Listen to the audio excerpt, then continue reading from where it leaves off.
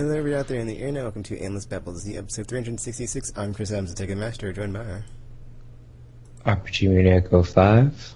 And Trioptical. So we've got some what you've been playing. Oh, playing crap. Paragon We didn't talk without me. about a middle What a segment jerk. before the podcast. So I guess we'll cross that bridge when we get to it. Who knows? I know, we have to go back to the pre-show. Go back to the pre-show. Rewind. Who knows what we'll be talking about in the middle segment? There is none. It'll be a surprise. Aimless surprise. Cake factory of cakes. And like 3 news stories. I already forgot all of them, but yeah, whatever. Nothing happened. It's like post E3 hangover, talking about games, and then it's like, what happened? Nothing happened because we were so busy being hyped on games. It's like, let's just calm down a bit here. I wasn't hyped on games. So yeah, so Final Fantasy VIII, I'm still stuck because I'm at a boss fight and I don't know what's happening. Like, it's like, I don't remember having this much issue with this fight I'm on, and then I'm just like getting killed every time I'm like going into it, and I'm like, okay, well clearly I got past this part before, and now I don't know what to do differently. Which boss is it? It's Fusion and Raijin when you go to the Lunatic Pandora, whatever. I think what happened was like I had one of my characters had the no encounters thingy on, so like I didn't like there's probably like a significant chunk of the game, or not like significant chunk, but like a decent amount of the game where I was just like going through and like not in random battles and like didn't level stuff up and getting super awesome skill ability points and yada yada yada blah blah blah. So maybe that's what happened, maybe not. I don't know, but you know, until we get past this section that we're stuck on, I can't be all like, this week on Final Fantasy VIII. So, you know, just hold tight for that and stuff. Besides that, not really a game, but I totally hooked up my Wii to my TV because I didn't know I could do that. And I was like, wow, this is a composite output. And I was like, whoa, no way. And I was like, let's see if it works. And it worked. And I was like, oh man. So, you know, I was able to do that. And then what else was I able to do? I did something. I was like, let me hook this up and see if it works. And I used my Elgato thingy. I was like, oh man, I can stream. And like, yeah, I don't know what I did before, but like, I had it hooked up where it was like nice, fine, and dandy. And I was like, okay, cool. But I did something, and like, it just effed everything up, or I just like forgot how to do it. But I think everything's cool now. I just gotta, you know, get my. Oh, I can't do it on my TV because there's like no S video. It like only does the composite, so it's super weird. But whatever. I think I figured out how to get around that because I was all experimenting and stuff and redirecting cables and like I remember how to do this kind of sorta. So you know I went back to the thing, or not back to the thing, but you know just back in action, streaming and stuff, and it worked and stuff. So that happened. What else have I been playing? No Destiny this week because it's Tuesday, usually Destiny time, and I wasn't playing Destiny. Oh, I forgot to get an image of this game. I was playing the bunker. So yeah, it's basically very okay. It's not similar. It's in style. As far as like FMV, not a lot of gameplay going on. What's the other stuff in the game? It's choice-based too, which was neat because there's a choice at the end of like, why would you do this? That was weird. And then I gotta say I did very much enjoy this game though. And then it does F with you a bit at the end and pull a Eternal Darkness / whatever you want to call it, and it's like. Your character on screen is like in this. Oop, crap! I didn't mean to do that. Is doing stuff, and then he's like got a flashlight, and it's like you know slowly going down. It's like what's going on? It's like whoa, this is weird. And then the controller on your not the light on your controller, but your controller like dies. And it's like what? And I just like I just like I saw like the notifications. I was like whatever, and I just pushed the thingy and it turned back on. And I was like that's pretty cool. It like you know not a lot of games have like done that. It's been a while since, you know, some mind effery from the game to be like, oh, you think everything's cool? You think everything is cool? But it's not. It's not cool. Hey, like this, your controller's dead. What are you gonna do? It's like, oh, whoa, game. That was, yeah, I didn't see that coming. You got me. And it's kind of weird because, like, in the promotional material, well, not the promotional material, but like the trailer for the game, and then like the image it has on the store. You get the like horror, scary vibes of like, oh, this is going to be scary. This is going to be scary. It wasn't that bad. I was not scared. I'm a coward, so it wasn't that bad. Like I had like it didn't like I'd say like not until like towards the end, but then even then it's not really that bad with the mind effery. So it's like, whatever, man. Nothing too intense. You can get through it pretty fine. If the tech can handle it, you can handle it. Yeah, if I can handle it, there's like 90. I mean, there's some like attempted jump scares, but they're not really that bad. So I was like, this isn't that scary. So it was weird. So I was expecting to be like way scarier from like the trailer I watched. I was like, what's going on? Like, or for like the way they set up in the trailer, like it made it seem very different from the way the game actually was. But I gotta say, the way it turned out was really good. And I was like, because I thought like it's one thing. It was like different from what I thought it would be, and it was like really good on like the way stuff goes down. I was like, ooh, oh. So I was like, yeah, good stuff. So yeah, The Mucker, pretty good if you're into the F&B weird stuff we're getting and choice-based stuff. Because it made me like think, like I was playing it because I've kind of like gravitated towards these. I was like, this is kind of like an alternate version of a Telltale game, except for the fact it's not as episodic and it's like all in one. It's like an all-in-one episode, or not? I guess it's like an all-in-one episode as opposed to like a season full of episodes. Like all your choices are gonna like build to the ending, and you'll be like, oh, okay, that was a nice little ride. It didn't leave me traumatized and other weird things like a Telltale game will like over episodes across seasons, and you're like, what have I done? Oh no, I'm a terrible person. Oh no, the things I've done and seen. Fact. This one is just like you just enjoy the ride of like, oh, do that, oh, do that, oh, do this, oh, do that, oh, what am I gonna do here? And stuff's going down. It's like, oh man, and then it's like so seamless because it's F&B, so it's like you should do the choice. Stuff happens. It's like, oh, it's kind of like it's very cinematic because it's like it's literally a movie on screen, and then you're just along for the ride. And then it ends. You're like, oh, I very much enjoyed that. Although I should make a note, I don't feel like a terrible person at the end of a Telltale game. I don't always feel like a terrible person at the end of the Telltale game. It's just like some episodes are worse than others. And then the seasons, I feel like it's all unnecessary evil. I don't feel bad because I have my whole style of like women and children first, save the hostage, or when you can, and then Paragon it out, and then I'll get renegade all the way. Yeah, I did it just like in season 3 where my Clementine was an unbitten, unflinching, unbeatable survivor, and it's like, yeah, my Clementine's the best. Suck it.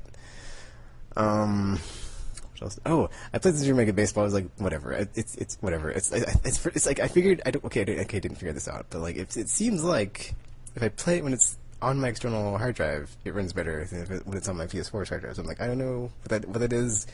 But just this is true, actually. This is true. So they did tests and like stuff loads faster on the external hard drives than the internal ones. That's interesting. That's very weird, but yeah, I was like, oh, that's that cool. is weird. Yeah. But I don't care. I was like, whatever, dude. I can play my Super Mega Baseball. Finally share button and be like, guys, this game's so awesome. Look how awesome it is. I mean, there's a second one coming out soon, so it'll probably be out and be like, this game's old, whatever. And I was like, dude, whatever. But 16-0 on the season, so we've got like a bunch more games, but it's Hex. We're getting there. We're getting there to the World Series or whatever, and we're gonna win. What else did I play? It was okay. I had one of those moments where I was like just sitting in my PlayStation menu, looking at the spoils of games I have, and I was just like I couldn't choose. Well, okay, that's my thing. The other reason was like it was late, and I was like, dude, I'm tired. I don't want to like become tropical. I don't want to have like my super, or I need my like fire sense reflexes, and I don't have them because it's like 3 a.m. I don't want to play Wipeout where it's like super intense and I got to focus on like driving and all that stuff. And I was like, damn, all these other games are like this too. I just want to like sit back and relax and do whatever. So now I need to get another curated playlist of games that are like that. And then I wanted to play, I think Project Cars, but I was like, dude, I haven't played this in months, and I forgot to play kinda. So that would be a train wreck, literally. So pass. And then the Next Machina came in, and I was like, dude, this is like way too coordinated. I was like, yeah, I can't play this. Like, this is not something you play at 2 a.m. and you're just like, I want to go sleep. And it's like, whatever. I don't play something. I mean, I could play things. Wow, Like, what is Next Machina? Yeah, I played so much of that game that it's like, I don't really feel like playing it right now, so whatever. And what is Next Machina? Too, but I was like, oh, Next Machina is it's a shootery type, like Super Stardust HD game. It's by the same because I saw a gamer playing came out today. And it's like, what is this? Is it a new game? Is it about robots taking over? But it's apparently not, I guess. No, it is not. Or maybe it is. I don't know what the story is exactly. Yeah, that's all I've been playing, and in that I've been playing, I learned a lesson. I didn't need to buy any more games because I totally splurged on the E3 sale. I'm about like, I mean, didn't like a ton like I usually do, but I was like, dude, not only am I good to go, I've got like stuff I've been like not dying to play, literally. But like, I've been really like chomping at the bit, like, oh man, I want to play Thumper. Oh man, I want to play Rez. Oh man, that game, the We Are the Police looks pretty cool or whatever. And then like all these other cool, small downloadable games that are just like too much full price because it's like, yeah, playing games I need to spend that much money. But when you're like, $10, it's like, pfft, how can I say no to that? I can't. Or it's like under 20, it's like, dude, you're like, you're within the Joel G. Gundam threshold of like, I'll buy that for 20 or less. So yeah, I'd hit that. That's all I've been playing. The game version. version. Yeah, then effing God Wars deal. Like I would have bought that if it was on the store and it was at like the Amazon pre-order price, but it wasn't. So good job, Nippon Ichi Software. You lost yourself a sale there, people. In all fairness, they need. I was on a buying spree this week. It was weird. Oh, I even like effing eBay had this deal where it's like Legend VR, $300. I was like, $100 off. Sure. It's like, okay. It's like, yeah, dude. It's like it's $100 off. It's like that's like easily like a holiday deal scenario. It's like it's not that time of the year. It's like before that time of the year. So it's like I can just get in now. I'm like, yeah, let me play my Archangel when it comes out next month, or Persistence whenever it comes out, or all these other VR enabled games I've got that I haven't played, and maybe pee myself when I'm playing Resident Evil 7 finally, and then Gross. See if I'm ready for that VR horror or not, and then hopefully not die like Chuckle says might happen, but we'll see. So that happened. Now should give me some move controllers. So I'm all ready. VR, my body's ready. Bow chicka wow wow. And that's all I've been playing.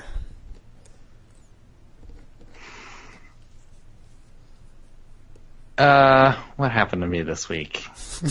Life yeah, happened to E3 you. usually drains me, so I'm just like, I don't really care about any of this for now. Trying to remember why I played Bridge Crew, other than like I think it's cool.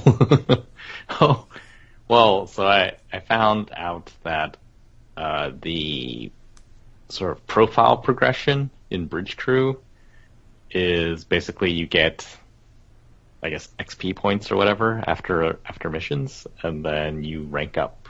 And I think Captain is the highest. And like the last time, this was during E3, like a friend invited me to play, and I was like, okay, cool. And we played, and that's why I noticed it. And I was like, oh, I want to be Captain. You guys aren't captains. I want to be Captain. And since like, because I'm always playing Captain, and I was like, oh, this is kind of neat. Like this sort of, if you're with randos who like no one knows what to do, then you can like be like, oh well, that guy has the higher rank, he should be Captain. You can just go that way. And so I was like, I'm gonna grind to Captain, and I started playing the ongoing missions, which are like randomly generated missions of certain types. I think there's only 6 types. There's like defend, there's like scan stuff, there's like rescue, and there's attack missions, and then some other stuff. But yeah, so I was like, okay, I'll just play through all these, and I think there's a trophy for doing one of each, so I'm like accomplishing many things at the same time. And I went and started playing. And then one of the randos that I played with on the first night invited me to her game, and I was like, oh, yeah, okay, I guess this is more fun with other people. I had been playing single player to grind through this, and she had like a full group, but one person like neglected to show up, so they needed a 4th, and I was like, okay, yeah. And then like the game has some technical issues, unfortunately. Sometimes, like in the last patch notes, it says that they fixed the infinite warping bug, and then we got stuck in infinite warp. And I'm like, oh. Lies. But well, it must be really complicated because it's a cross-platform game, and sometimes it seems like if we're just playing PlayStation people, then it's fine. but then if we have like Rift people or Vive people, then like stuff messes up. I was like, huh. Well, I mean, the patches for each version have to be somewhat different, so maybe that's what's happening, and someone's patch didn't take or whatever, and then so we need like, yeah, it's very weird, or not weird, just a unfortunate situation, I guess. But it is nice to have people to play. Oh, one of the things that they did was so in the Vive version, like, or no, in the Oculus Touch version, you know how those controllers let you extend a finger so you can like point at things?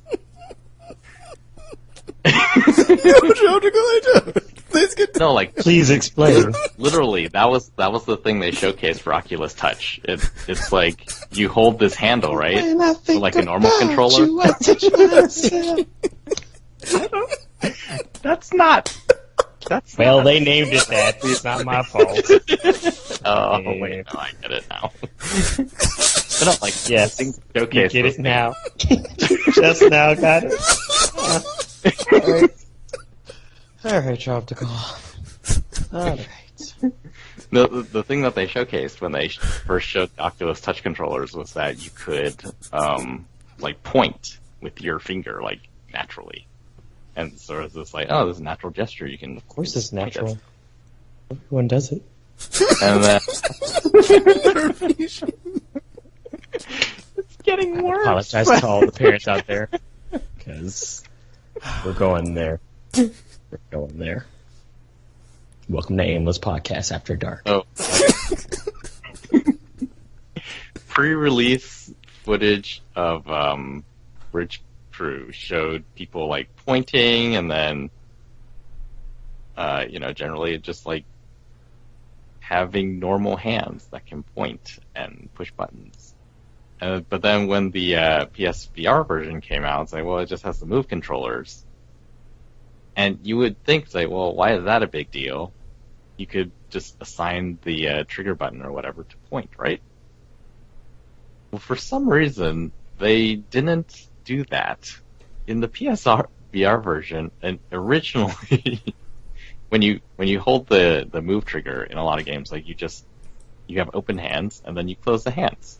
But for Bridge Crew, upon initial release, you had like a claw hand, so like all of your fingers would close except for your index finger, which so you're always pointing? which was your pointing finger in the other version. But in this version, they just made it like a hook, so you're just like walking around with. You're just sitting there with a hook. And wait, that's right. Because I remember when Gamer played that, it did look super weird. I was like, man, this looks weird. Why did they choose this? Like, this is nothing. And so, like in the most recent version, like they took out the hook hand. Now it's just like when you push the button, it's a fist now. It's like, well, like this. If it wasn't going to be a pointer, like why go with the hook? That's just very weird. And yeah, so that's gone. I was like, well, that's great. that was very strange. Yeah, so played with more randoms, and I guess, yeah, the general consensus in the community is that the Bridge Crew community is pretty cool. That's because you're all nerds. Like, this, they used to call anyone who played games geeks and nerds, and but no, this is like the real nerd community. People talking about like one of the guys. Unfortunately, we didn't get to play with him because he got dropped. But he was saying, he's like, yeah, I want. He was sort of suggesting we should play original Enterprise Bridge, because he's like, oh, because I'm old, and that that's my Enterprise. I like that one. And I was thinking, I was like, how old is that? And the only clue, I guess, was his username, which ended in 1966. So I was like, maybe that old? I was like, wow, this is very different. Like, usually you don't get to play a lot of games with people of this age. It's true. And like, this is cutting edge games too. Like, VR on your PlayStation, like that's you would not expect. Anyway, so it was pretty fun. We ended up having to play with randos a bunch because yeah, that guy got dropped, and then we were like considering we were gonna invite him back, but then people kept joining, and it's like, well, I guess we'll just play one, and then that person left, and then another person joined almost instantly. I was like, okay, this just, yeah, a lot of people are looking for random crews to play with. But they're talking about, oh yeah, you gotta brush up on your Star Trek lingo. I was like, oh, cool. Role-playing Star Trek. Yeah, I think the game's content is too limited. Because I'm already starting to see, like, oh, pretty soon there is not going to be much left to do anymore. And then I really hope that they add more stuff. Like more ships to command would be really neat, but more importantly, I think they need to put more mission types, or more like interesting mission types in the game. And I have no idea what that would be. Yeah, I was thinking this morning about why there is no like next generation stuff, and I realized, or I think the reason is, in order to do it justice and like really have authentic next generation type experiences, it would be really complicated to make. Whereas the like new movies and the original series are more simple, I suppose. Button wise, there's like really like Helm, for example, on New Bridge, and I think even I don't know, I guess the old bridge didn't have that, but on the New Bridge there's like a throttle thing that you use, and it's like, oh, that's a bit more interesting than just like pushing a button. And I'm thinking about Next Generation's bridge, it's like, yeah, it's all like buttons under glass, so not super enthralling, I guess. Or what they could do is, like, you know, like that one time, I don't remember, all I remember is, like, at some point in the podcast, I, like, you know, was like, you know, they should bring back the Starfleet thingy, and then have it be, like, you know, co-op style, where everybody has, like, weight in discussions when you're trying to, like, do some diplomacy stuff. And then just, like, you know, bring that in, and then, like, you know, just, like, blame the person that, like, chooses the wrong responses every time. Like, thanks a lot. Thanks a lot. You ruined our negotiating with the whatever alien race we're negotiating with right now. Good job. Good job, Gary. Good job. The point of the article was like, Ubisoft has been on this quest to make a game about talking, and like this is the latest one. It's like, it kind of is, or it was. Now that I've played with like a bunch of people who really knew what to do and what was going on, it becomes less about talking. It's more like when I was playing with newbies, it was like you sort of had to be very specific in what you wanted as captain. So instead of just saying, like, more power to engines, you had to say, like, okay, this much power to engines. Because if you go over that, then we'll be in a different kind of trouble. And, yeah, so if you just said more power to engines, they would just go to max, and then... More power! You'd be like, oh no, now they can see us, or something, and you would be screwed. But then... the latest time I played, like, everyone seemed to know what was going on, so the captain really only had to make very, like, general commands. He was like, oh yeah, okay, we're going to take out that one, and then we're going to take out that one. And, you know, everyone just knows what to do. It's like, okay, yeah, in order to take out this one, you know, Helm has to fly over there and keep them in the forward arc, and engineering has to divert the right amount of power to each of the systems, and then tactical, you know, while they're, like, firing, they also scan so that they can start doing system intrusions to like block out the enemy systems and stuff like that. And it's just like very simple. And then the captain's role just becomes like only he or she can see the objectives, so she just has to say what those are, and then we just kind of know what to do. I was like, yeah, I think maybe the challenge level of this game isn't high enough. That being said, the hardest trophy is you're supposed to beam 120 people off of this one ship. And I guess in the olden days, you could only beam 6 people at a time. That's 20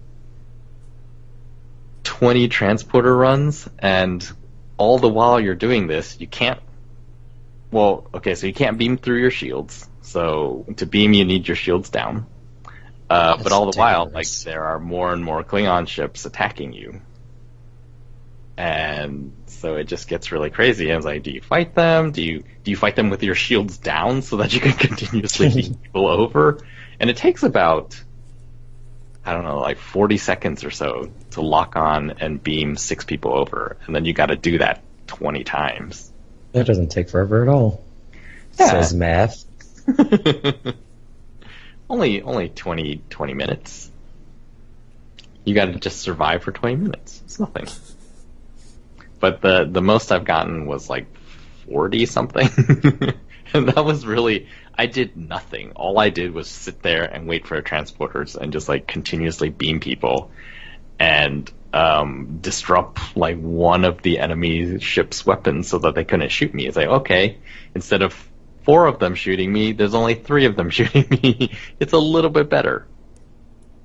Also, they don't just shoot you. They're also shooting the ship that you're trying to beam people off of.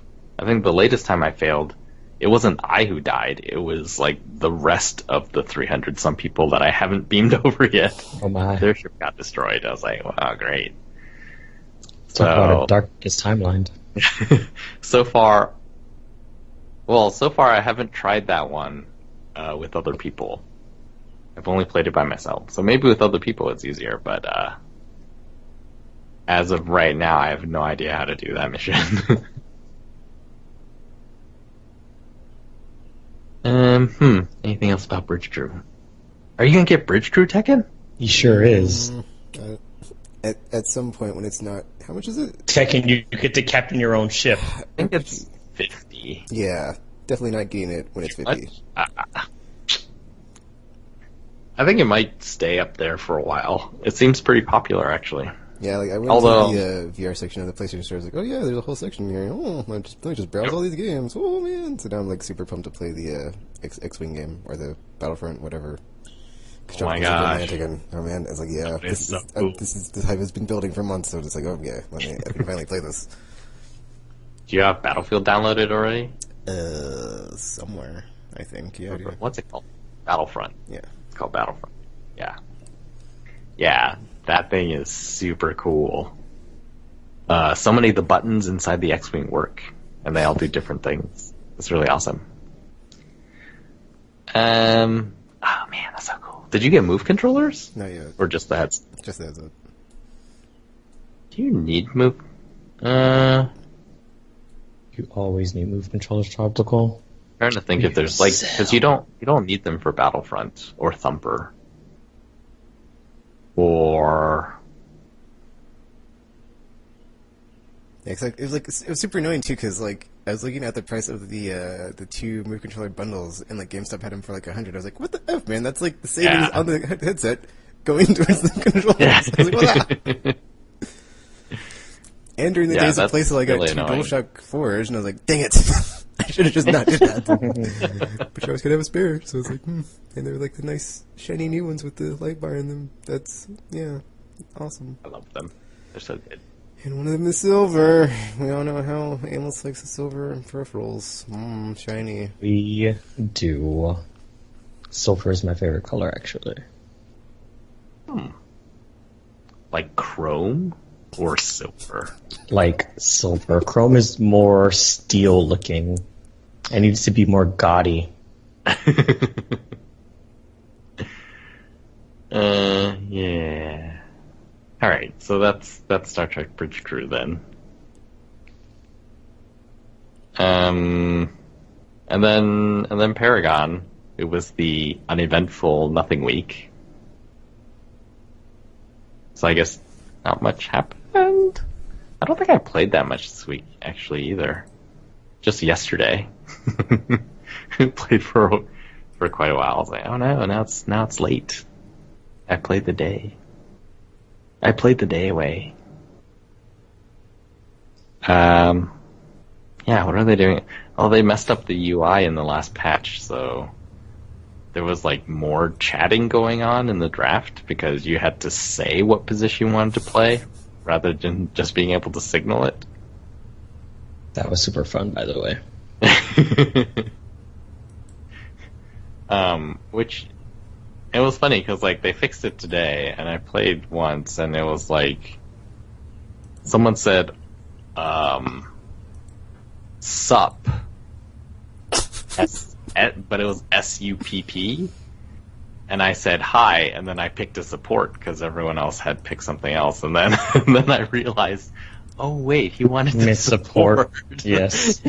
I was like, he wasn't saying what's up. So, yeah. That would not have worked either way. We won that one, though. I have no idea how. I'm going to have to watch the tape, because it was very strange. Skills. I did see Steel, like, smash, I think, like, 4 players to death, with only 2 smashes. Oh, my. It was pretty cool. It's like, that smash circle is small now, and to have those 2 people, like, just have, you know, not enough health to survive it, and they were that close together in this like huge group fight that we were having. So that was pretty amazing.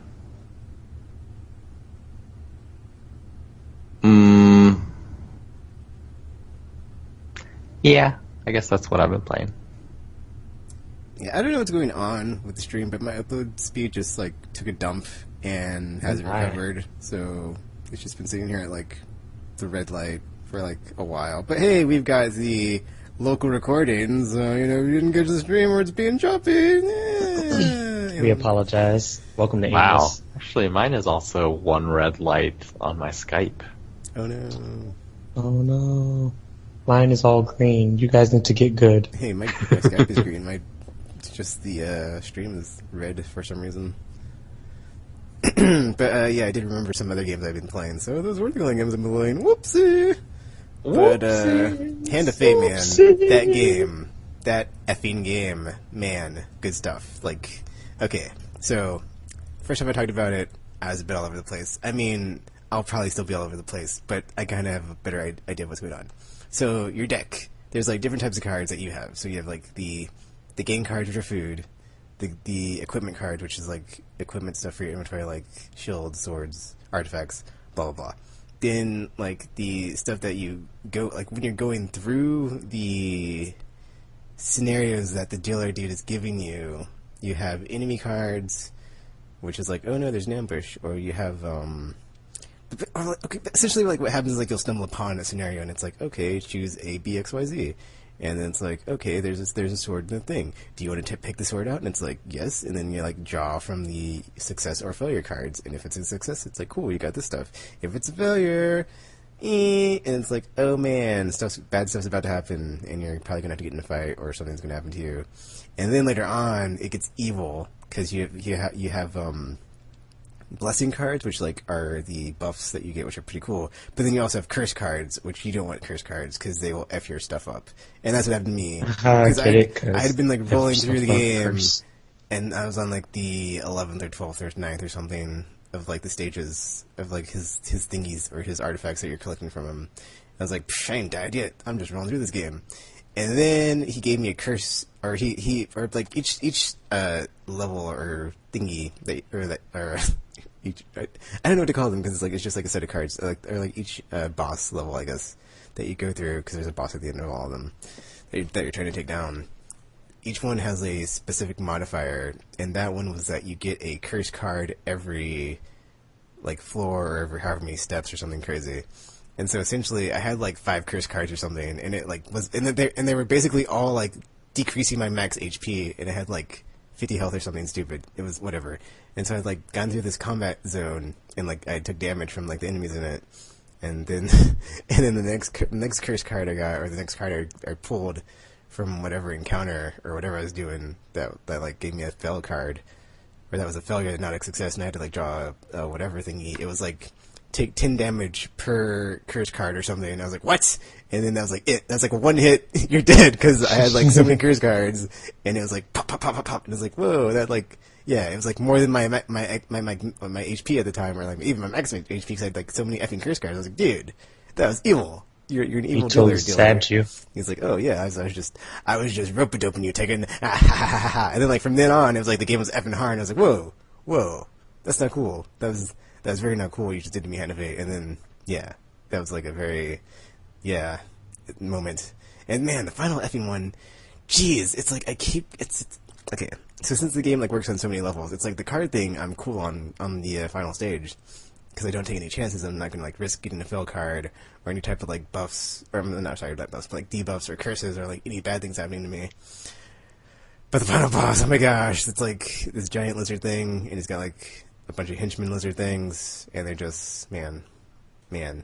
Even with the Batman combat, it's still hard, and I'm just like, man. And I guess that's the thing is, like, they do so much damage to you, and, like, I think one of the attacks does a damage over time thing, so it's like, you get hit, and you're not going to, like, lose, like, 1 or 2 health, you're going to use, like, 10 health, because it's going to keep hitting you, like, after you get hit the first time, so it's just like, dude, chill out on that, lizard people, and then, yeah, it's just, I hit a wall in that game, at the very end, I was like, come on, Hand of Fate, I'm like, right at the end, Controller's like, living past the flip and finish line, I was like, nope, Dagon, you have to work for it, you're going to have to suffer, so...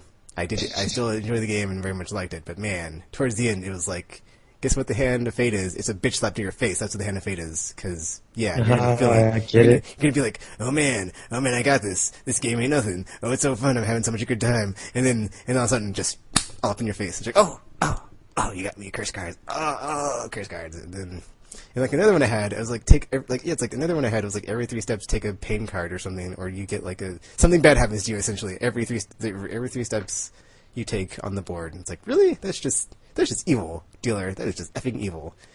And then the one I have now, I think is I don't know, but man, it is brutal. It gets really bad at like the very end, like the beginning to like the middle to like towards the end. But like the final floor, or like the final 4 cards that you got to go through to get to the last artifact. Whew, man, it's gonna hurt you, cause yeah. But it's still a fun time, and I still did enjoy it.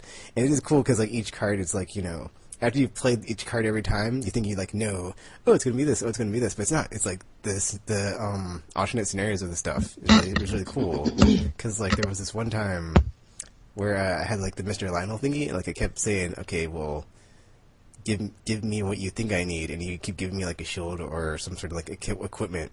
But there's like one time, I guess because in my deck I had like no money, and I was just, that's the other thing, is like you will suffer in this game. You'll just be like dragging along, like barely making it, of like, man, if I don't get any more food in the next couple turns, I'm going to start starving. Or if I don't get any more gold, I'm not going to buy any more gear from any of the shops. And it's just like, it's just a hard grind sometimes. It's like, oh, I barely held on that time. Oh, that was close. Like this one time, like my max HP got like so nerfed from like curse cards. I had like 35 HP as my max HP, and I was like, dude, I need to get to the end of this. Dude, I don't know if I'm going to make it. And then like out of nowhere, the boss like showed up, and then I hadn't fully healed. So I had like, or maybe I had, but I was like, dude, this is going to be a challenge, because that was like when I was still like doing good in the game. And I was like, man, 35 HP, that's still really low, and like the bosses are pretty tough in this game of just like how hard they hit you. I was like, well, let's just see if I can work my Tekken magic, and I did. And I was like, oh yeah, so that was really cool. But man, it is just it's a roller coaster of like, you never know what to expect, of like up and down, you're hot, you're cold, you're hot, you're cold, stuff's going good. Oh, it's like, yeah, it's like the shoe will always drop, and like you never know what's gonna happen. You never know when you're gonna draw that bad card, but you're always gonna draw, like, it's always gonna happen unless you don't take. But like that's what I learned like later on in like the latter half of the game, is like, you know, if you don't take chances. just like I do in real life. It's like, you know, if you don't take chances, nothing bad's gonna happen. Or statistically speaking, you know, because, you know, stuff can still happen even though you're not taking chances. So it's like, you know, if you don't go for the sword when it's stuck in the thingy, or if you don't pray to the gods when you get to the altar, or if you don't, you know, try to disarm the trap by the treasure chest, just don't do it. Just don't do it again. And then, like, you know, once you stop taking chances, it's like everything's really cool, because like, ha ha ha. But then there's still like that's the other thing, dudes. The farther you get, the harder the enemies get as far as like what you're gonna fight, because it's like you start off and like the boss cards are like jacks and queens, and then towards the end, every fight is a jack. or queen or king, and it's like crap. I don't want to play anything. Every card is dropped. It's so hard. It's so hard. It's so ridiculously like the way that it just shifts. It's just like a tsunami of like death and destruction and bad things happening all the time. It's just like hand of fate. Oh my gosh! But man, it's like it goes from like really good RNGs to like RNGs hate you, and he wants to like see you smited and wiped off the face of the planet. So it's like, man, the turn that takes. Whew, man. Besides that, but yeah, Hand of Fate, really good. I thoroughly enjoyed it and would definitely recommend it. But besides that, I played the Marvel vs. Capcom 3 Infinite demo. Oh, I did too, and I was like, Yeah, I gotta say, I was playing with the auto combo thingy. At first I was like, this is really neat. But third part, I was like, this isn't any fun. Why is this in the game? This is a bad feature. And I was like, this is going to be a very polarizing and inflammatory debating feature because I can already feel it. And then like besides that, the whole gameplay thing, it's like the VO is kind of on some characters. I was like, Strider, that's not how it should sound, but whatever. He did sound unusual. I was like, oh, I did not think of him as a deep-voiced ninja. I was thinking of him as like a stoic silent type. But hey, whatever. That's just me. Or if he did have one, it'd be like a younger voice or something. He sounds like really deep voice gruff. Yeah, like that. Really? Yeah. I thought, like, the only one I had problems with was Rocket. Rocket was not the Rocket that I have in my mind now. But it's, yeah. But that's because you've actually heard him in in other stuff. Like, Rocket in the movies and Rocket in the Telltale games sound kind of similar. But yeah, it was pretty, but then, I mean, there's like the game is like still in development, so like, I will like, give them the whole like Chun-Li thing of like, man, Chun-Li, who needs some work. But, besides that, I think it's fun. It's cool with the whole Infinity Gems, how they all like work differently, and you can like use them differently, or even like use them in combos. And then, yeah, it's still Marvel's Capcom. It's just 2-on-2 and not 3v3, so that's cool. But auto combo, I think they're gonna be trouble ahead. Just saying, because it's like I was playing it. I was like, after playing the demo, I was like, dude, I don't want to play this anymore, really, because I just pushed one button the whole time. So. But then I guess it's kind of neat because you can like also see it as like a gateway drug of like wanting to be better to like where you can do like infinite combos. But it's like, dude, it's like, man, like just like the gulf in between that skill level is just like, oh yeah, it's like it's not that simple. So it's like, it's a trap. It's a trap, and I think it might backfire of like casuals being like, I just push one button in that game. This game sucks. And like the pro players are like, oh, you made it too easy for casuals, and then, but I mean, they wouldn't care because they're like skill levels. I mean, that's like the cool thing to me is like just like because it has like word I can't think of that it has bridged that divide so well of like it hasn't quite put the casuals where they can be like, oh, I can take on these pros. It's like, please, you may think you can, and you just get like destroyed anyway. It's like a trap anyway. So it's like it's like, oh, this false sense of, oh, you're so awesome, but you're not. So. I thought that was neat, but I think it's definitely going to have a lot of negative feedback. That's what I was playing this time, because I totally looked it up after not looked it up, I remembered it when I was done, and Todd was talking about what he's been playing. I was like, oh yeah, I've been playing this stuff, so this time, nothing else, and stuff. RPG. Just the use, some Paragon and living my life, MOBA and all that fun stuff. But also, Life is Strange. I got to episode 4 now, so I haven't got to the end of episode 4 yet. I'm on episode 4 now. Enjoy that one.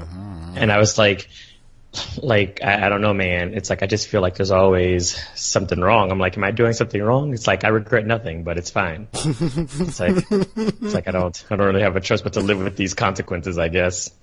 So it's like she discovered another power in episode 2 at the end or something, or maybe it's episode 3 or whatever it is. It just like made episode 3 like super weird because it's just like, oh man, what is going on here?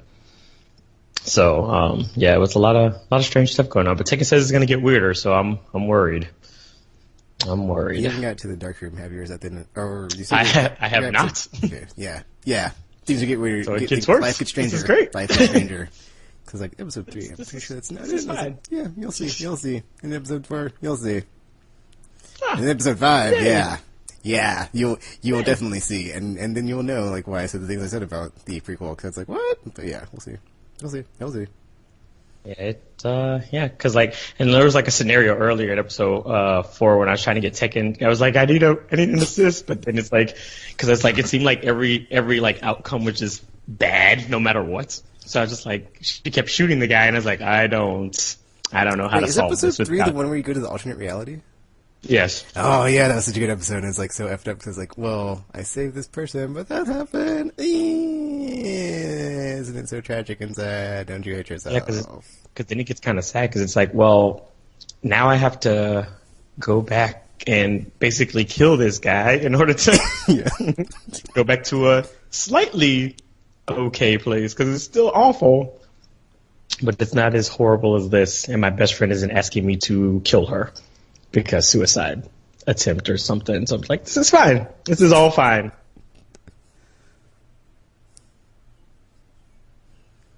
Yeah, because that episode was, wow. Yeah, like this so far it's just been, I don't know, man. It's like, I don't know.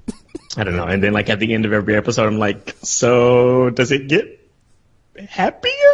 You get better? Like what's happening? What's going on? Because it has not. It has not. So yeah, I don't even know. I don't even know.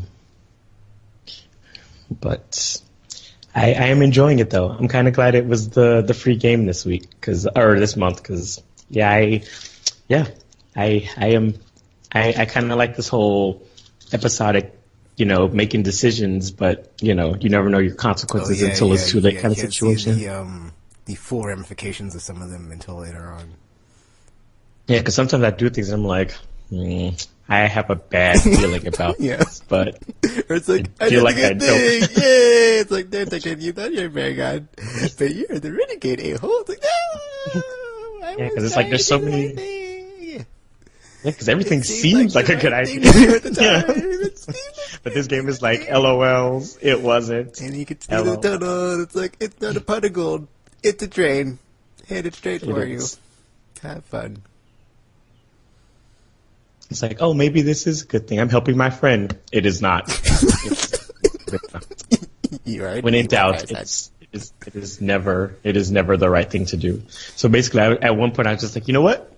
I'm just going to sit in my room and not do anything because that's the only safe thing to do in this game. It's the only safe thing to do.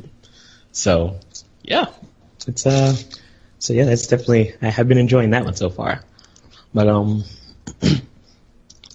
And then another depressing game I played, the Sexy Brutale. I went ahead and finally bought it so I could start playing because I was like, okay, I'm tired of waiting. Just gonna go ahead, jump in, do this because I wanted to play for a while. And then it's like I have 2 more games coming out this month, so I wanted to like get it and kind of get it out the way so that way I'm not like holding on too long. But yeah, it's an interesting little game. It's like it's an adventure puzzle game. So the story behind it is that you get invited to this masquerade party by this guy who owns this mansion, but he apparently holds them every year. But while there, all the guests start dying in random, very fantastical ways, whether it's them being eaten by giant spiders or burned alive by trying to find secret passages or whatever nonsense is going on from magic trick shows and stuff. So it's kind of cool. But but the way you have to go about, so the whole point is like you're supposed to kind of sabotage the murder attempts to save the guests for each scenario.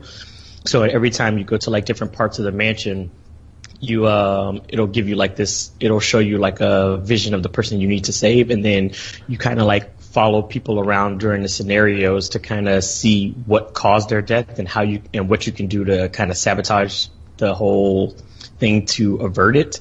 But you can't but you have to do it by like eavesdropping and kind of like sneaking around stuff because you can't be in the same room with anyone that's wearing a mask because that's everybody because it's a masquerade party. So you have to like peek through doors and things like that, but you can't be in the same room. And so you kind of there's a lot of stealth elements, strangely enough, in it. But which everyone knows is my bread and butter. So, but yeah, it's so you have to do that, and then like each time you do save a guest, like you get their mask power. So you have like things like enhanced hearing or lock picking and other things to kind of help you along talking to ghosts and all that other stuff. So it's a cool little game.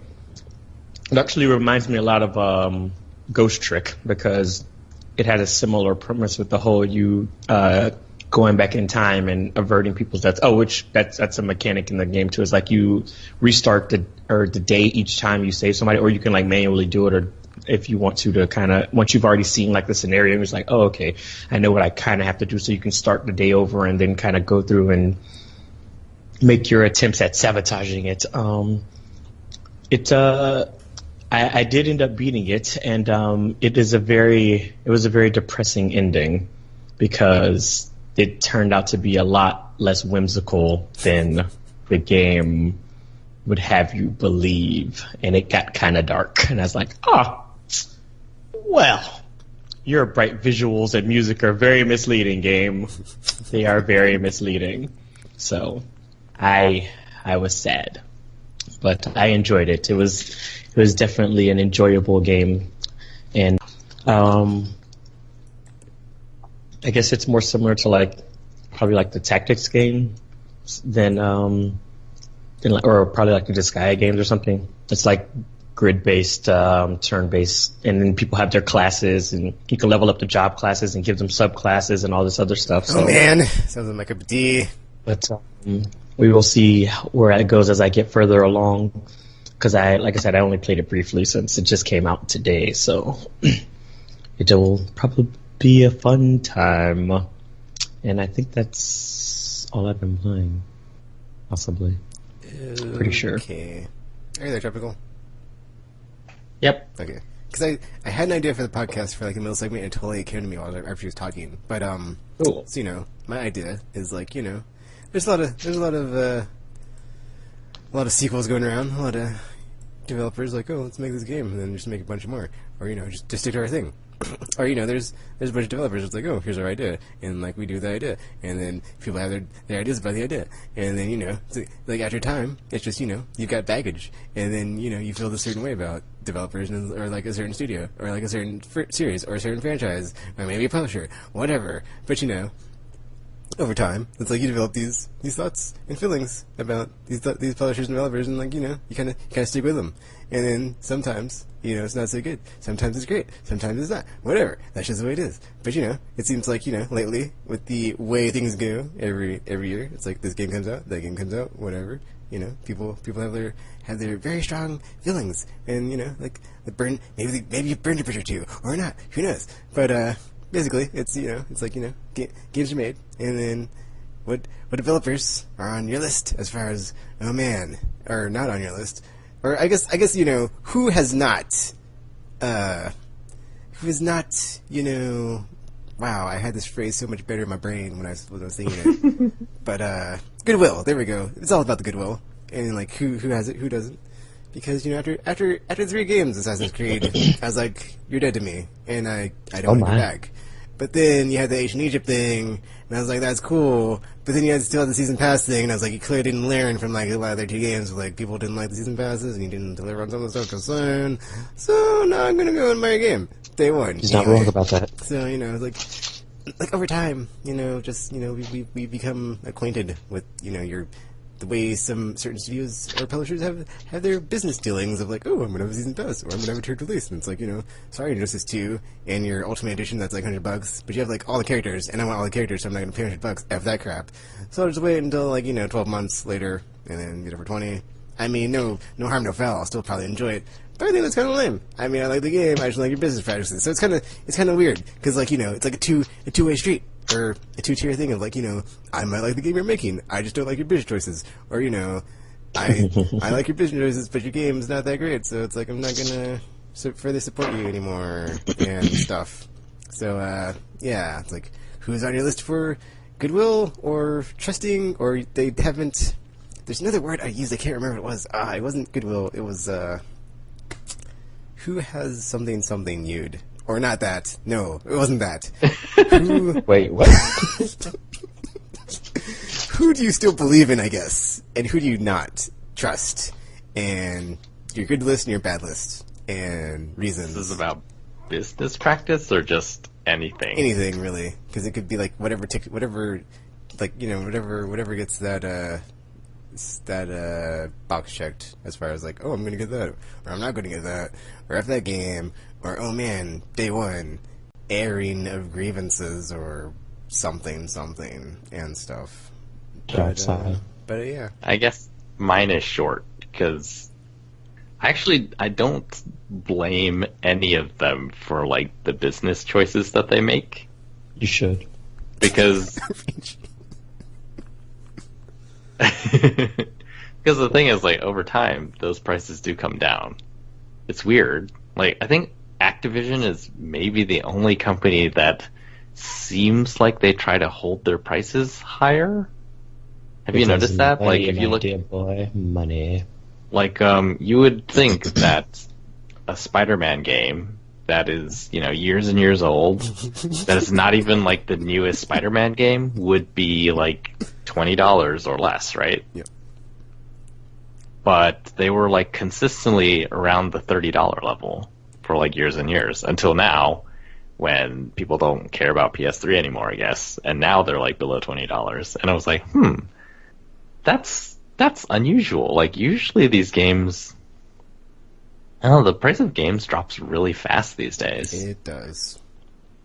Yes, because like something will just come out and you'll see like a sale on Amazon for like $30. Like, it's like, well, that was just a week ago. What's going on? Yeah. So like, for the most part, you know, when I see them do, you know, main game for $60 and then season pass for like $40 or $30 or whatever, part of me is like, it sort of makes me think, like, well, you know, preferably they probably would have just been like, this is going to be a $90 game. But then people would, you know, be up in arms over that. It's like, oh, why is it so expensive? Or every other game is $60 or less or whatever. And yeah, so it's like, you know, the reason we don't have the $90 game is because no one has been brave enough to do it, I guess. So but they're still doing it. They're just doing it in sort of a like, they are technically doing way. It. It's like, oh yeah, no, you guys. $100 cakes, they won't buy them at that much. But we if we take do out the stuff that would make it 100 and just sit it behind the counter and be like, sorry, dudes, unless you have your it's meal like pass. frosting and icing sold separately. Well, like, it's sort of like that, but also not, because, you know, at the $60 point, for a lot of the games, like Call of Duty, for example, like, you still get what you would think of as a full Call of Duty. That's why it's the icing sold separately, Tropical. You're still getting your cake. You Is just a cake without icing really a cake? Yes, exactly. Tropical, it is. I mean, technically it is. But What if it's like a... Who's eating cake without icing? Just saying. I don't. Yeah. That's kind of what I was getting at. The technical sense, it is a cake. So, Could it be better with icing? Probably. But you won't know until you buy it. So... So, yeah, as far as, like, that business practice, I'm not against anyone. You should It's just be. like, well, you know, that's what you gotta do, and it will depend on my situation at the time. Maybe I will give you the money, maybe I won't. I think, yeah, the only company that I've sort of like moved entirely away from is Microsoft. For myself, I'm still like, I don't really want to support these guys. They don't even want to support themselves. They keep canceling all their games. So. But it was like, you know, that initial thing where I was like, oh yeah, we're doing always online. Why? And I was like, cause, we want to do it. And they had to like make up reasons later for how it would benefit the consumers. And I was like, that's not the way to go. Like, you can't do what you do with Xbox Live with everything. You can't just say, we're charging for online play. Why? It's like, well, do you want to play on our network? Like, yes. Like, then pay us. And, there is no why. Like, we want your money for this. And then it happened. People paid them. And then over time, they developed reasons for, making it more worth it. They asked for the money first, and then later, they were like, oh, yeah, I think this is what you get for your subscription. As you're talking about this article, I think I should have phrased this question like a different way. I think it's like thinking about it, like this console generation. I think like us the users have been like burned so bad so many times. It's like I think it would have just been like it should have just been like who is on your good list still as far as like who do you trust? Because then like because really that list is getting shorter and shorter every day. So it's like it's like so many people who have like delayed games or like shown a game of like oh man, Division, it looks so good. Or, oh man, Watch Dogs, oh man. And then it's like, not so much actually. When you're trying to get to play it, it's like, oh, yeah, you're kind of dead to me. So, kind of can't give you a second chance on that when you took all my money after you hyped me up after that No Man's Sky. I don't feel like I didn't play No Man's Sky, but all those people that did, oh man, I remember that. That was bad. And those people were See, I don't feel like I've been burned by anyone in that way. Not yet. Like No Man's Sky, we talked about it before. It's like No Man's Sky, everything they showed, like they didn't show anything that was like blatantly like this is never going to be in the game, and you just assume too much. Yeah, because I think that one was definitely kind of a whole. Everybody was like basically putting their own vision into what was going on. Like, oh my gosh, like. Infinite Worlds means you can do anything and be anything, and it's like this is like Second Life, but in space. And it's just like, oh, I'm gonna live there forever. They didn't. But if you think about it, it's like, well, could you really do that? And it turned out you couldn't. Oh, also Destiny because F those a-holes. Sorry, I had to get it out. F them in the B. They know what they've done to me over the last 3 years. Never they F'd you in the B. It was painful. It was very painful. Never again. I still have all my silver from when they give us free silver. I'm not giving them their own silver. Nah. Actually, I think I still have mine too. That's weird. I haven't played Destiny in I don't remember, but it's been a long time. Soon I'll be free. Yeah, on my good list, I mean, definitely, I think Sony first party stuff, I tend to be like, whatever, let's do this. Just get it.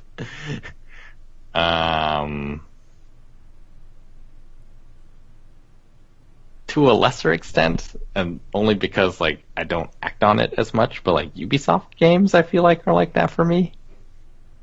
I just think that a lot of the stuff they do is really cool, and it's like, oh, I just want to play all of your games. But then, action-wise, I haven't bought most of their games. Well, talking about prices going down really fast, their prices go down really fast. So if you're not going to play it now, there's no point in just wait. When you have time, it's going to be cheaper. Unless it's now. Unless you have time now. But you don't. Yeah, a lot of... I think off the top of my head, it's just those two that I'm always like, I am interested in everything you wanna sell me. It's like, shut up and take my money. Series or franchises that haven't made you jump off the hype train for them after kind of running themselves in the ground like Assassin's Creed, or you're just like, I'll just take it by each entry and not be a fan of the series. Kingdom Hearts! Yeah, it's hard to say how I would react to a new Kingdom Hearts just because it hasn't happened in a while. I meant for me, not for you. I don't know if anyone can say for certain. Any serious? No, well, Assassin's Creed, like, definitely not. I continue to buy those games, and plus they're Ubisoft games, so. I'm thinking, like, the only game. There's only been a few games that I played and were just like, this was total garbage, and I really wish I had not bought it. Spider-Man 3 was one of those. Was that the movie tie-in one? That was the movie tie-in one. That game was, like, bad. Well, I don't know if it was that bad, but I remember being pretty upset by it. Because I had bought, like, the like, a special edition of it, too.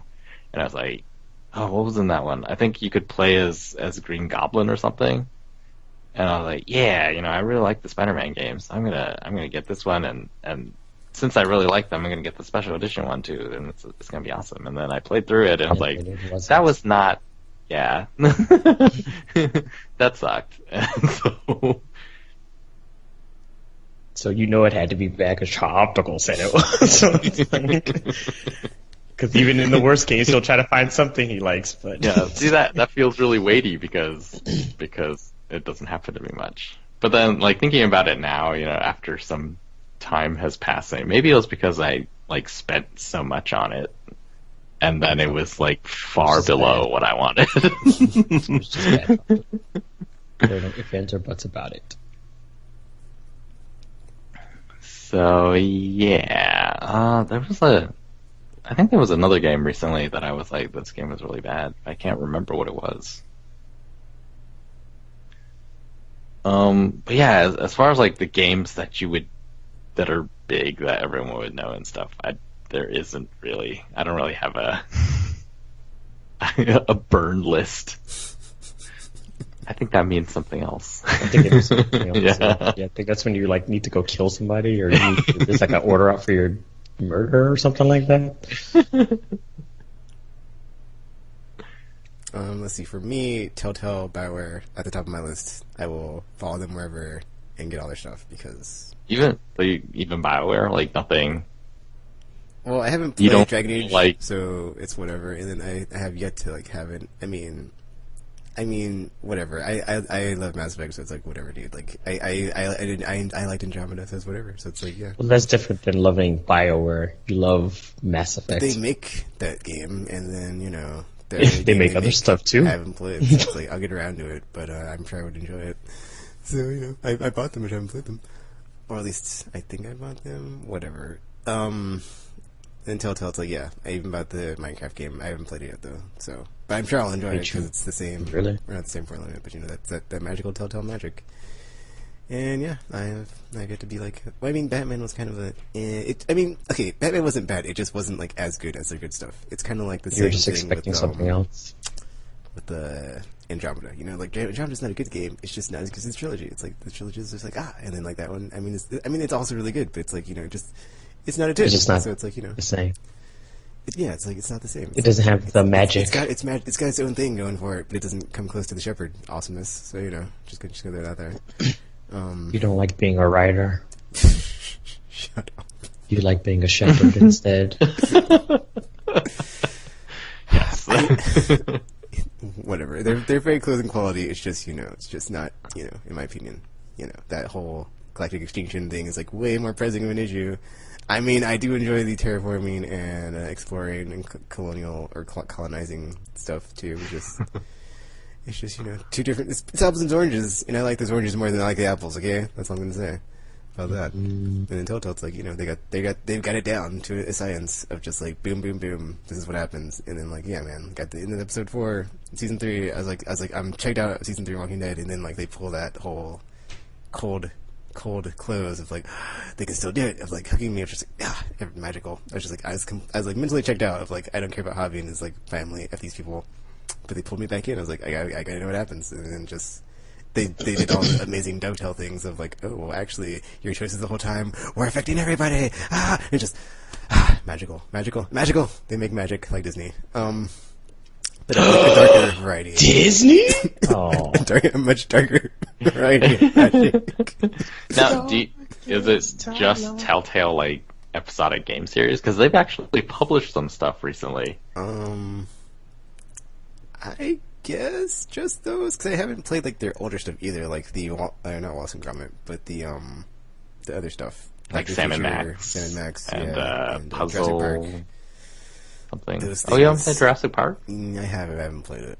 I need to play it just to like see their worst, their worst stuff, like how they progress. I don't think it was worse. It wasn't as Everyone impactful. says it's so bad. It's like I gotta know how bad it is. Like the other ones, because of the way that they were, like they felt really impactful, and then that was just not that kind of game. Like we didn't even know that they would make these later and be like, oh my gosh. It's like, you guys are amazing. We just thought they were gonna make, Monkey Island sequels forever. I guess like another one I put on the list is Quantic Dream, just because they do touch those erogenous zones of me that get to the story in games of like I gotta and like the way that their games are and like the way you play them is not like typical action shoot 'em up blah blah blah. It's all like very the way the QTEs work and like the way that you're like just going along. You feel like there. And, like the way you grip your controller when you're like playing, you gotta hit everything, you like not miss anything. It's just like super intense and just like they're it's gotten better over time. I very much enjoyed Heavy Rain and Beyond. Looking forward to Detroit. Can't wait. Oh. Actually, I gotta say, like a late one that did come to me was Naughty Dog and Uncharted, because I had not played Uncharted until the Drake Collection, and I played all three, and I was like, that was a magical experience. And then 4 was just like, oh, Nathan Drake, I'm in love with you, and like I want to be you when I grow up. And it just touched my heart. It was just like, man, that part when they play, or not, I almost spoiled it, but like that part when they do that thing, it's like, yeah, I'll play for it. Oh, what's happening? That whole scene, that was it, man. That was it. I was like, I'm there with you forever, Naughty Dog. And then Last of Us, that was, man. That's only one game, and like Left Behind is like a DLC, so it's like, yeah, you could say they have more than one game. It's like, well, I'll wait for part 2, but I'm pretty sure part 2 is like, if it delivers, Naughty Dog, I'm there with you forever. Oh yeah, I guess like Tropical said, yeah. So first party, because they've been pretty much killing it lately. So yeah. Far Cry. I will play all the Far Cries because I like to shoot some dudes in the face. I like to go in the open world and have adventures, and I like to be also in danger when I'm in the open world because there's some sort of creature or animal behind every corner. And then, I might just stumble into something and be all up in the shingle all of a sudden when some dude blows some weird stuff into my face. I'm like, whoa, what's happening? This sounds a lot dirtier than it probably should. Hallucinogenic, whatever you say there, adventure of like, oh, there's this caveman blowing some stuff in my face and I'm all, whoa, what's happening to me? I'm all out of my body experience. Whoa, ethereal vaporous. Whoa, super trippy. But it's the good acid. It's great. What else? Oh, actually, I guess I'll go like with F the people, or not F the people, but like I said like we should just do like the good stuff, but like Watch Dogs, You're Dead to Me, Assassin's Creed. Okay, I'll give you like one more chance with the Origins, just because that ancient Egyptian mystique, or not mystique, aesthetic. Just like I've been waiting for like the feudal Japan thing. That'd be great if you could like do Japan and Africa like back to back. You'll be my bros. Maybe if the game's not good, whatever. But that'd be awesome. Really, like Africa, and then go to Japan. Or Asia. That'd be great. They're already doing Africa. They're in Egypt. I'm just saying. That's what I'm saying. Like if the next one's Asia, that'd be like, man, how can you do like two of my favorite historical locations in the history of humankind? That'd be awesome. It would be solid. Please do that. Need for Speed has been very fluctuating. We're off and on. So. Yeah. Actually, okay, I'll just go back to like the ones I love because it's like it's the way you should do that. Rocksteady, you dropped the ball. Like we were riding it high, and then Arkham Knight just like came and just like ruined your legacy. So please have your next game not be terrible. Let's see who else. Capcom. It's very hit and miss sometimes. Like Street Fighter 4, I loved it. Street Fighter 5. It didn't hook me like 4 did, so it's like I'm not off the ball on any of my fighting games I'm playing, but just like, man, like consistency. I'm just saying consistency. Because Tekken 7, brought me back after Tekken 6 was such a POS, and Tekken Tag 2 came out of the bad times. There's other games coming out. And it's like, you know, I'm drifting away from that genre. But then they brought me back in. There's probably a lot of series and franchises that I'm like still, oh yeah. I actually can't think of it right now because they're not in development. So, you know. I'm like thinking to my brain, like, what am I looking forward to? Besides Far Cry, it's like, yeah, like that I know about. That's, you know, cool stuff. I don't know, man. I guess that's it. You know, my main top 3 of you know, BioWare, Telltale, or you know, Mass Effect, Telltale, and well, Far Cry, I guess, because yeah, I mean, Red Dead. There's like Red Dead 2, obviously, but I mean, I'm not going to say Rockstar because like not all their games. I haven't played Max Payne, any of them. I have them all, but I haven't played them, so it's like whatever. So, I mean, you know, whatever. So, but yeah, I guess that's my choice for that one. RPG. I guess for a company that I'm always behind, Atlas definitely. I mean, for anything that they do, I'm usually on board for. So, well, anything that they personally develop. I mean, some of the stuff they publish, I'm a little iffy on because they choose some very odd things to publish sometimes. But their published stuff is like, or their developed stuff I enjoy. So, usually if they do something, I'm like, okay, I'm definitely on board with this. Regardless of how long it takes, what console it's on, if I have to buy a new console for it, then I'm in. We're doing this. So, they're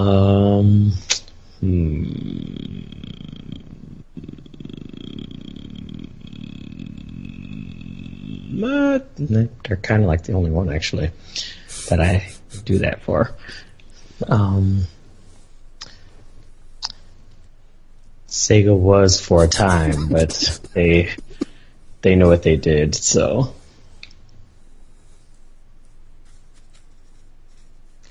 But,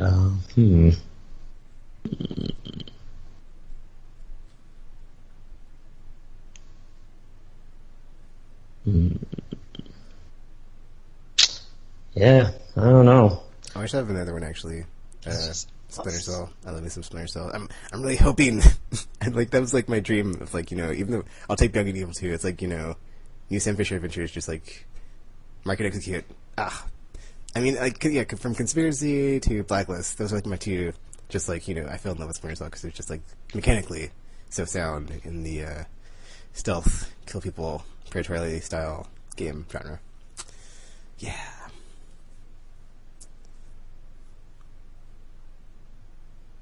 Probably like more I could think of, but whatever. This was a not thought out well middle segment this week, so you know, sorry dudes and ladies out there in the internet. They'll get over it.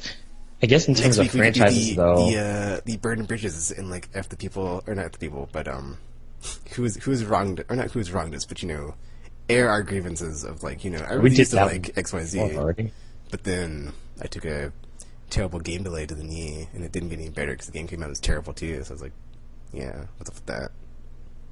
I mean, I guess franchises-wise, I have more than I do on companies because there are series where I'm like, if a game comes out for it, then I'm gonna more than likely buy it. So, I guess it's a bit different because because companies themselves can be like such a mixed bag. So it's like, well, in Borderlands, like, even though people hate pre-sequel, I'm still on the Borderlands train. I did enjoy pre-sequel, so like F the haters on Borderlands pre-sequel. It was a good game. Can't wait for the next one. Borderlands 3. Actually, I think people are down on Borderlands because of Gearbox. What? Oh, because of the aliens thing still? Yeah, because of aliens, because of Battleborn not being as good as they... I don't know, that part is weird. It's like, can't blame them for it not being... It's hard to make it good, and it's not up to you. It's up to the people who play it if they're going to think it's good or not.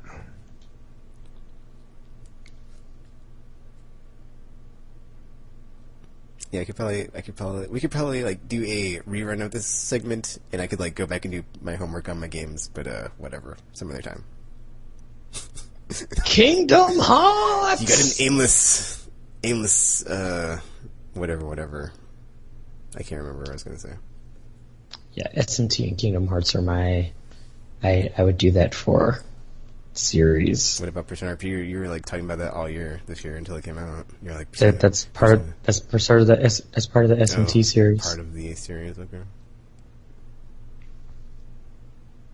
So yes, those series, I'm down for whatever they do, even if it's kart racing.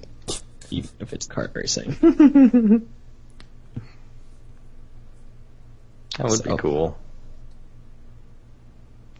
Kingdom Carts.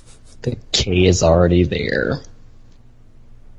Why is this not a thing yet? I mean, I guess there's probably some Nintendo games on that list because they make me buy their consoles, so whatever. But like Pikmin? yeah, I think or Kirby? You know, that's kind of what's pushing me towards the Switch now. So, I mean, with the Switch, it's got to be like more than Mario. Because Mario Odyssey, I'd really like to get one for it, but it's like, dude, you know, unless you bundle it, like I've been saying, I'll just wait because you know, I'm sure it will not be able to withstand the Tekken Crack-Out attack. So yeah. They have a Kirby game coming out for the Switch, so they do. Needless to say, I will be buying a Switch next year. So yeah, so it's like I need 2 more games because it's like, you know, the Mario XCOM, Mario Odyssey, Metroid Prime 4.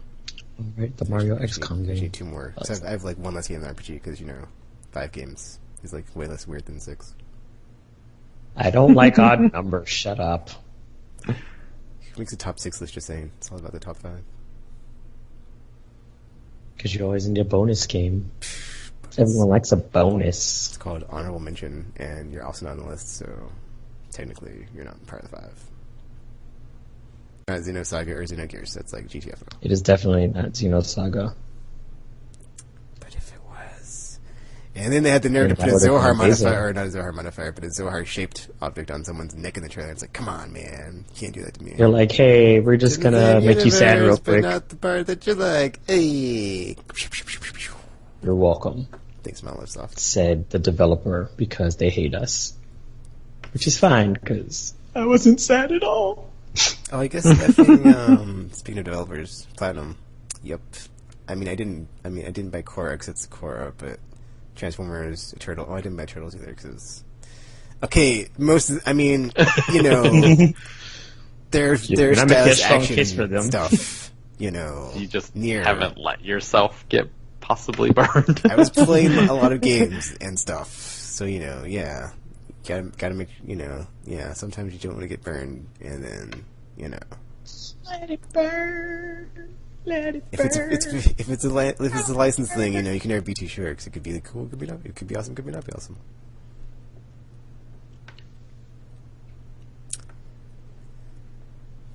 Wow, we have like no news this week. This is gonna be weird. 3 news stories. I can't even remember what they are now. One was Hitman and IO because they are independent and own Hitman. 'Cause yay, they're free. Which is insane. Like, that's... Living the dream. Never heard of, like, a publisher parting ways with the developer and then saying, oh yeah, that IP that you've been working on for us, you can have that too. I mean, probably for money, but still. Yeah, but usually they would try to hold on to it because it's like, hey, we can still make money off of this. Someday, we'll make another Hitman game. Although I guess they're not overly concerned. Their financials were decent the past couple of years, so they're probably like, yeah, we're good. We're good. Thanks, Tomb Raider. And also Deus Ex. It's pretty insane. Final Fantasy. Sometimes. So I guess Hitman continues, and they already announced like season 2 of Hitman will not be episodic, which kind of makes it not a season because you need episodes to have a season. So very misleading name. Oh, I didn't see that. So it's going to be just like a one-hit game, I guess. One note. No. Unless there's episodes within the game and they just aren't going to be charging separately for them. Maybe. Because it'll be episode 1, How to Choke a Rock Star. Sure. So yeah, that Project Rap Rabbit game failed to meet its crowdfunding goal, sadly. But I was under the impression that it met its goal, because I could have sworn I read in one of these news stories about it, of like, Project Rap Rabbit meets its crowdfunding goal, or something, whatever, when it was announced. But hey, whatever. I'm off the Kickstarter train anyway, so they wouldn't have got any tickets money, so... Yeah, they were, it was pretty far from making it. With 10 days to go, I remember seeing that it had made 10% of its goal. Ouch. I was like, that's pretty bad. And then, yeah, apparently after it failed, the people making it were like, so, yeah, it failed, and we don't have the money to, like, work on it more and then try to do another Kickstarter. Like when it's more finished, and then you can like see how awesome it's going to be, because we're still convinced it's going to be awesome. They just kind of had to give up. And so they're like, yeah, but we can't, we don't even have the money to do that, so it is over. Unless they can get a publisher, which could still happen.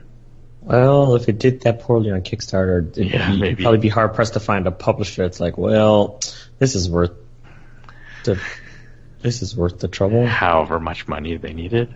Yeah. Well, it's hard to say that is it. Like, Kickstarters are just harder to get funded now. Unless you got low goals or you're like super proven. Really? Didn't know that. Is it the backlash from so many not delivered Kickstarters? It's that. It's also even like the ones that did come out weren't like super amazing. Project number. And then number 9. Yeah. And then there was also just like a lot of Kickstarters. And like back when Double Fine did theirs, that was a different time, and now it's like there are so many of these, and everyone is fighting for basically the same money. So it's just a lot harder to do now. Of the lack of income equality. Who has the money to fund all these games? I know I don't. People are putting their money into other things, maybe. Let's see. So, Capcom Resident Evil 2 remake coming soon. But, who knows how soon? Because before the end of 2020. Hiroyuki Kobayashi didn't say when he was talking about the game in a interview about the CGI movie Resident Evil Vendetta that we don't need, but hey, let's not give that money to Resident Evil 2 remake, so we can just put it out there faster than this CGI movie we don't need. But hey, whatever, right? You guys don't want it. They don't want it. So, it was out in theaters last night. Oh well, yeah, that thing. There you go. Sorry to hear. I just read about that thing. Oh really? You didn't know? I did not. I probably did, actually but didn't then know it's like I don't care about the CGI ones because they're just weird. I watched one. They're not. I watched 2 actually. Stupid fun like the live action ones. Yeah, they're not stupid not fun. Good. I watched the airport one with Leon, and then I think maybe another one, but maybe not because I was just like, that was bad. Never again. Actually, I think that this one has like Japanese horror movie people working on it. Or worked on it. Oh. Because they wanted to, like, I guess they realize now, people like scary stuff. Like, that's why they liked Resident Evil. It's like, well, yeah, I mean... And so they decided to do that in this one. This is a departure. But, yeah. Oh, wait, one more. Detroit Become Human, not coming out this year, 2018. So, if you were looking forward to that being one of the legendary 2017 games of reality, you're mistaken. Because it's not coming out this year, it's coming out next year. We don't know when, but hey, there's so much coming out next year. Do you really care? Because it's just going to be another drop on the bucket of awesome. That is the 2018 game train. Just rolling through station and just throwing fun out of the windows the whole time. I was like, hey, games! Every month except the summer. Whee! Isn't it fun? Here's a Switch game. You guys like the Switch game? Because you're always asking about them. Oh, here's some awesome Sony first party, because you know they got that. Yeah, Microsoft, yeah, maybe. Third parties, yeah, whatever. Stuff, yeah. Or some OG Xbox games to make you wait less terrible. Yeah. I'm going to say this last podcast. That'd be a low blow to just going on the lineup of those OG Xbox games, because man, that's no PlayStation 2 at all, just saying. So It certainly was it's not. like, would you rather play that or some of the stuff on the PlayStation Network in that section of the store? Just saying.